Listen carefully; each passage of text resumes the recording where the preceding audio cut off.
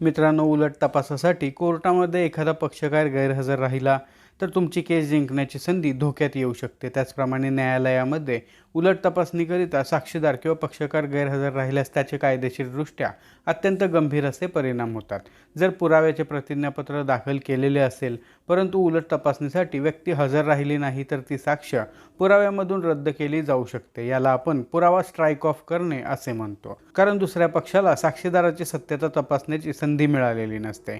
त्याचप्रमाणे न्यायालय असा निष्कर्ष देखील काढू शकते की ती व्यक्ती उलट तपासणीत तिचे बोलणे खोटे ठरेल या भीतीने किंवा न्यायालयाला सामोरे जाणे टाळण्यासाठी गैरहजर राहिलेली आहे.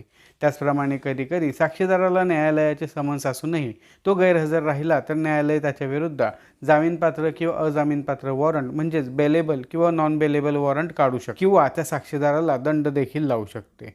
आणखीन एक महत्त्वाचे कारण म्हणजे मुख्य पुराव्याचे मूल्य शून्य झाल्यामुळे संबंधित पक्षाची बाजू अत्यंत कमकुवत होते आणि केस हरण्याची शक्यता मोठ्या प्रमाणात वाढते. त्यामुळे निश्चितच आपल्या केसमध्ये पुरावा द्या आणि उलट तपासासाठी देखील हजर राहा आणि अशाच महत्त्वाच्या आणि कायदेशीर माहितीसाठी आपल्या चॅनेलला फॉलो करा.